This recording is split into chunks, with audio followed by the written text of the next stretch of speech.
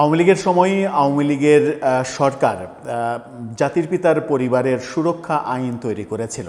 জাতির পিতা শেখ মুজিবুর রহমানের যে পরিবারের সদস্যরা তাদের জন্য এসএসএফ নিরাপত্তা সহ বিভিন্ন ব্যবস্থা করেছিল যেন তাদের নিরাপত্তা নিয়ে কোনো সংকট না হয়।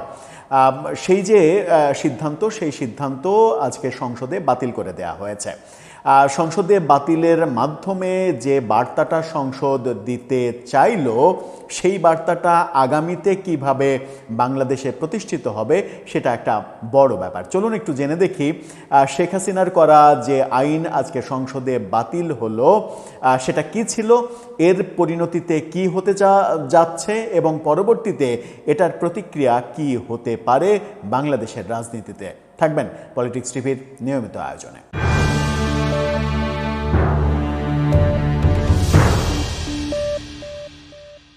দর্শক, বলছিলাম জাতির পিতার পরিবারের সুরক্ষা যে আইন সেটা বাতিল হওয়ার কথা। তার আগে একটি মানবিক কথা বলতে চাই। ফুড ফর অল, সবার জন্য খাদ্য, এই কর্মসূচি নিয়ে একদল তরুণ অসহায় দুস্থ ক্ষুধার্ত মানুষের পাশে রান্না করা খাবার নিয়ে দাঁড়াচ্ছে। তাদের এই মানবিক উদ্যোগটাকে সমর্থন করতে ডেসক্রিপশন বক্সে দেওয়া লিঙ্কে গিয়ে অন্তত চ্যানেলটা সাবস্ক্রাইব করে তাদেরকে অনুপ্রাণিত করবেন যেন এই মানবিক বার্তাটা সব জায়গায় পৌঁছে যেতে পারে। চলে যাচ্ছি মূল আলোচনায়। বলছিলাম জাতির পিতা পরিবার সুরক্ষা আইন সেটা বাতিল হয়ে গেল। গণমাধ্যমের খবরটা দেখে নিন। 21 টেলিভিশন এই খবরটা দিচ্ছে। সেখানে বলছে জাতির পিতার পরিবারের বিশেষ নিরাপত্তা আইন বাতিল, সংসদে বিল পাশ। সেখানে কি হলো? জাতীয় সংসদে জাতির পিতার পরিবারের সদস্য নিরাপত্তা আইন 2009 সালে এই আইন করা হয়েছিল। রহিত করে একটি বিল পাশ করা হয়েছে। এর মাধ্যমে শেখ পরিবারের সদস্যদের জন্য বরাদ্দকৃত বিশেষ রাষ্ট্রীয় নিরাপত্তা ও অন্যান্য সুবিধাদি বাতিল করা হলো। তার মানে শেখ পরিবারের সদস্যদের আর নিরাপত্তার প্রয়োজন নেই। তারা প্রচণ্ড নিরাপদ, তাদের অতিরিক্ত নিরাপত্তা প্রয়োজন হবে না। তারা ইচ্ছা করলেই বাংলাদেশে এসে ওপেন রাস্তাঘাটে ঘুরতে পারবেন। ত্রয়োদশ জাতীয় সংসদের প্রথম অধিবেশনের 11তম দিনে বিলটি কণ্ঠভোটে পাশ হয়। স্বরাষ্ট্রমন্ত্রী সালাউদ্দিন আহমেদ বিলটি সংসদে উত্থাপন করেন। বিলের উদ্দেশ্য ও কারণ সম্বলিত বিবৃতিতে বলা হয়, 2009 সালের 15 অক্টোবর জাতির পিতার পরিবার সদস্যগণের নিরাপত্তা আইন 2009 সালের 63 নম্বর আইন জারি করা হয়েছিল। পরবর্তীতে 2015 সালের 25 মে একই আইনের অধীনে পরিবারের সদস্যদের বিশেষ নিরাপত্তা ও সুবিধাদি প্রদানের জন্য প্রজ্ঞাপন জারি করা হয়, অর্থাৎ এসএসএফ নিরাপত্তা। বিবৃতিতে আরও বলা হয়, কেবল একটি পরিবারের জন্য রাষ্ট্রীয় বিশেষ সুবিধা প্রদান বৈষম্যমূলক হওয়ার কারণে অন্তর্বর্তীকালীন সরকার আইনটি রহিত করার নীতিগত সিদ্ধান্ত গ্রহণ করে। প্রফেসর ইউনূস কেউ ব্যক্তিগত রাষ্ট্রীয় নিরাপত্তা পাবে, সুবিধা পাবে, এটা রহিত করেন। কিন্তু আমরা প্রফেসর ইউনূসকে দেখেছি, তিনি ক্ষমতায় থেকে যাওয়ার 2 দিন আগে নিজেই নিজেকে ভিভিআইপি নাগরিক হিসেবে ঘোষণা করেছেন এবং 1 বছরের জন্য বিশেষ যে এসএসএফ নিরাপত্তা, যে নিরাপত্তা প্রধানমন্ত্রী পান, সেই নিরাপত্তা তার জন্য বরাদ্দ করে গিয়েছেন। প্রফেসর ইউনূস এই যে ব্যক্তিগত সুবিধা দিয়ে রাষ্ট্রের কাছ থেকে পাওয়া যাবে না কিংবা নেওয়া যাবে না, এই জন্য ওই আইন বাতিল করেছিলেন। কিন্তু তার নিজের জন্য যত সুবিধা প্রয়োজন, কর মওকুফ থেকে শুরু করে, মামলা বাতিল থেকে শুরু করে, নিজের প্রতিষ্ঠানগুলোর লাইসেন্স থেকে শুরু করে, নিজের ব্যক্তিদের দিয়ে যা ইচ্ছা তাই করা থেকে শুরু করে, এহেন কোনো সুবিধা নেই। হাজার হাজার কোটি টাকার সুবিধা তিনি রাষ্ট্রের কাছ থেকে বাগিয়ে নিয়েছেন। অথচ তিনি ব্যাপারটা এরকম হতো যে একটা আইন, সেই আইনটাকে তিনি নীতিগত মনে করছেন না, তিনি বাতিল করছেন। খুবই ফাইন, এটাকে স্বাগত জানানো যায়। কিন্তু একজনের জন্য বাতিল করে আপনি আবার অন্যজনের জন্য না, নিজের জন্য আপনি রাষ্ট্রের সর্বস্ব উজাড় করে নিয়েছেন ক্ষমতা প্রয়োগ করে, বল প্রয়োগ করে। এটা কোন ধরনের বৈষম্যহীনতা, এটা কোন ধরনের সংস্কার? এই প্রশ্ন হয়তো ভবিষ্যতে উঠবে। এর ধারাবাহিকতায় রাষ্ট্রপতির অনুমোদনে 2024 সালের 9 সেপ্টেম্বর জাতির পিতার পরিবার ও সদস্যগণের নিরাপত্তা রহিতকরণ অধ্যাদেশ 2024 জারি করা হয়। এই অধ্যাদেশ সংসদে পাশ হয়েছে। পরবর্তীতে সেই অধ্যাদেশকে আইনে পরিণত করতে জাতীয় সংসদে বিল আকারে উপস্থাপন করা হলে তা পাশ হয়ে গেল। উল্লেখ্য, আওয়ামী লীগ সরকারের আমলে করা এই আইনের মাধ্যমে বঙ্গবন্ধু শেখ মুজিবুর রহমানের জীবিত 2 কন্যা এবং তাদের সন্তানদের জন্য আজীবন বিশেষ নিরাপত্তা ও রাষ্ট্রীয় বাসভবন সহ নানা সুযোগ সুবিধার ব্যবস্থা ছিল। এই যে পুরো পরিবারের জন্য এই সুযোগ সুবিধা, এটা শেখ হাসিনা মানে না নিলে ভালো করতেন।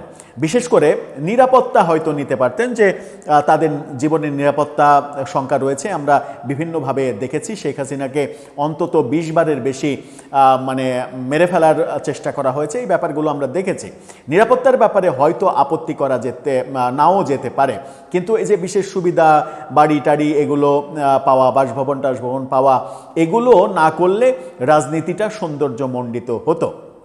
এটা যেমন একটা সমালোচনা, তেমনি ওই যে মানে নিরাপত্তা সহ সব কিছু বাতিল করে দিল প্রফেসর ইউনূস সরকার, এবং সুবিধাদি নেওয়া যাবে না, রাষ্ট্রের কাছ থেকে সুবিধাদি নেওয়া যাবে না, মানে সেটা বেআইনি নীতিহীন সিদ্ধান্ত, সেটা বলে নিজের জন্য যে আখের গুছিয়ে নিলেন, সেটা কোন নীতির মধ্যে পড়ে সেটাও হয়তো ভবিষ্যতে প্রশ্নের মুখে পড়বে। আবার এই মানে বঙ্গবন্ধুর পরিবার তারা যদি বিশেষ নিরাপত্তা না পান, তাহলে প্রফেসর ইউনূস কোন মানে আইনে, কোন যুক্তিতে, কোন ক্ষমতা বলে সাধারণ মানুষ হিসেবে এসএসএফ নিরাপত্তা পাবেন তিনি? তার জন্য কেন এসএসএফ নিরাপত্তা থাকবে? এটা একটা বড় প্রশ্ন। জাতির পিতার পরিবারের জন্য আপনি শেখ হাসিনার অপরাধ, শেখ হাসিনা সরকারের অপরাধ, সেটা বিচার করা, আর জাতির পিতার পরিবারের সন্তানদের, পরিবারের সদস্যদের নিরাপত্তা, সুযোগ সুবিধা এগুলো বাতিল করে দেন, সমস্যা নাই, সেটা ভালো হতো। নিরাপত্তাটা রেখে সুযোগ সুবিধাগুলো বাতিল করে দিলে, যে সুযোগ সুবিধাটা শেখ হাসিনা সরকারের নেওয়াটাই উচিত হয়নি, সেটা বাতিল করে দিলে ভালো হতো। কিন্তু নিরাপত্তা তো একজন মানুষের অধিকার, আবার গুরুত্বপূর্ণ ব্যক্তি হলে সেটা অবশ্যই অধিকার। যেমন আমরা দেখেছি যে বর্তমান প্রধানমন্ত্রী তারেক রহমান, তিনি দেশে ফেরার পরে তাকে মানে বিশেষভাবে খুবই গুরুত্ব সহকারে নিরাপত্তা প্রদান করা হয়েছে। এটা প্রয়োজন, এটা রাষ্ট্রের জন্যই প্রয়োজন। একজন ব্যক্তি, তার যদি নিরাপত্তা শঙ্কা থাকে তাহলে তাকে নিরাপত্তা দিতে হবে। আবার তারেক রহমান সাবেক প্রেসিডেন্ট, সাবেক প্রধানমন্ত্রী পুত্র, তাকে এই ব্যাপারটা দিলে কেউ আপত্তি, মানে নগ্ন রাজনীতির কারণে অনেকে আপত্তি করতে পারে, সেটা ভিন্ন কথা, কিন্তু বেশিরভাগ মানুষেরই তো আপত্তি করার কথা নয়। আবার প্রফেসর ইউনূস নিজের জন্য নিলেন, আরেকটি ভালো কাজ করেছিলেন, বেগম খালেদা জিয়ার জন্য বিশেষ নিরাপত্তা ব্যবস্থা করেছিলেন। যদিও বেগম খালেদা জিয়া যখন হাসপাতালে, যখন মৃত্যুশয্যায় তিনি, তখন এটা লোক দেখানো একটা সিদ্ধান্ত নিয়েছিলেন বলে অনেকে সমালোচনা করেন। লোক দেখানো হলেও সিদ্ধান্তটা ভালো ছিল, সেটা ভিন্ন কথা।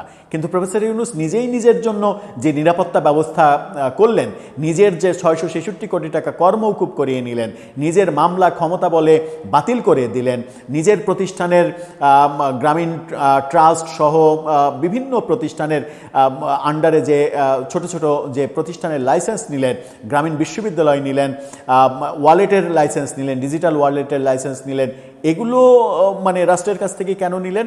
এগুলো নেয়ার সময় আপনার মানে নীতির দণ্ড খাড়া হয়ে যায়নি?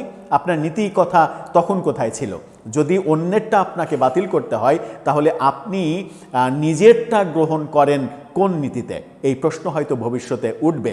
আর যদি এই ধারাবাহিকতা, এই রাজনীতির হিংসাত্মক ধারাবাহিকতা থেকেই থাকে, চলমান থাকে, বাংলাদেশে কোনো সময় রাজনৈতিক স্বস্তি আসবে না, রাজনৈতিক স্থিতি আসবে না, এবং পরবর্তীতে আরেকটা সরকার এসে আরেক ধরনের সিদ্ধান্ত নেবে, আরেকটা সরকার এসে আরেক ধরনের সিদ্ধান্ত নেবে। আগের সরকার যদি কাউকে নিরাপত্তা দিয়ে থাকে, সেই নিরাপত্তা বাতিল করে দেবে। এই ব্যাপারগুলোই হয়তো আমরা ভবিষ্যতে ধারাবাহিকভাবে দেখতে থাকব, যেটা বাংলাদেশের জন্য যে মানে স্বপ্ন নিয়ে আমরা আমাদের পূর্বপুরুষরা মহান মুক্তিযুদ্ধ করে এই দেশটা, এই দেশের স্বাধীন পতাকা এনেছিলেন, সেই স্বপ্ন বোধহয় জলাঞ্জলিতেই চলে যাবে। দর্শক, আপনার মতামত এই ব্যাপারে জানিয়ে লিখতে পারেন আমাদের কমেন্ট বক্সে।